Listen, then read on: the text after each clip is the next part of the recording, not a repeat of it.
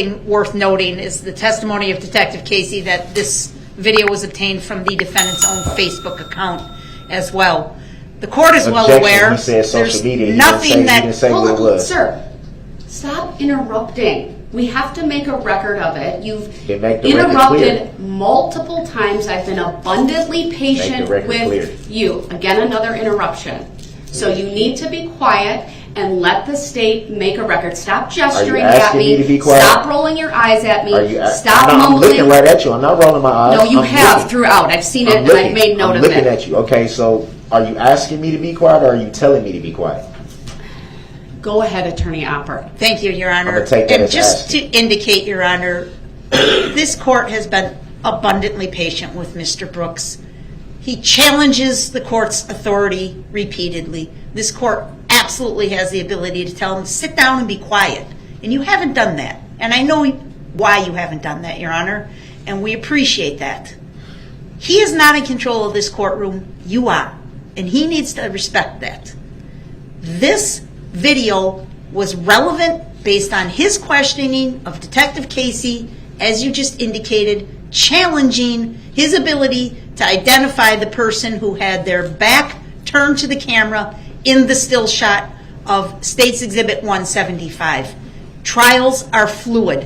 When he opened the door to that, we came up with the video which Detective Casey testified repeatedly on direct examination and cross-examination as to how he knew that was Mr. Brooks because he had seen the rest of the video. He would not accept that. He pushed it and pushed it and pushed it until we played the video.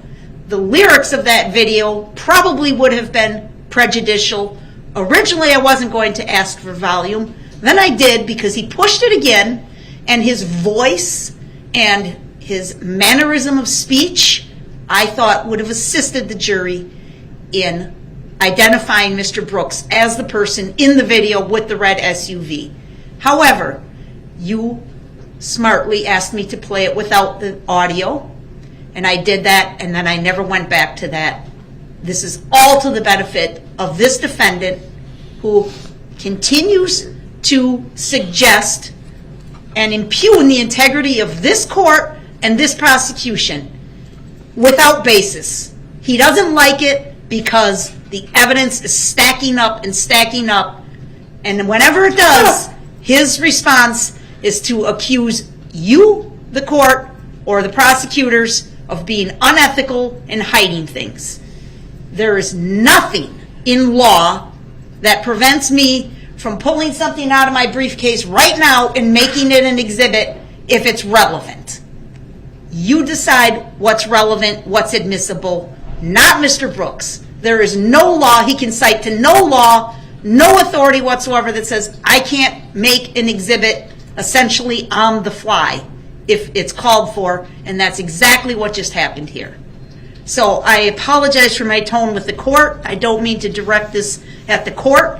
It is very frustrating. The court has demonstrated much more patience than I have with Mr. Brooks because, again, I do not appreciate his impugning the integrity of these proceedings, of Your Honor's efforts to run a fair trial, and of our efforts to run a fair trial. We have ethical obligations as well to be fair in this courtroom. We have respected that entirely.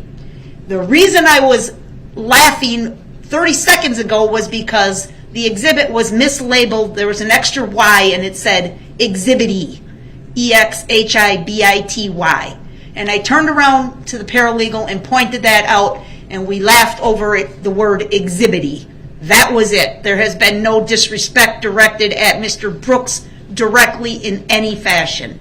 So he can object all he wants, and he has made that clear. He will continue to object and obstruct the court and obstruct these proceedings every last chance he gets. But legally, everything has been above board and proper, and this exhibit is no exception. I apologize for my tone, Judge. Thank you. I appreciate that additional record being made. I object to that.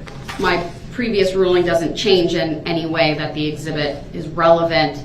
I indicated I would take it up because And I'm taking what the state's saying as withdrawing the request to play the lyrics. That is correct. All right.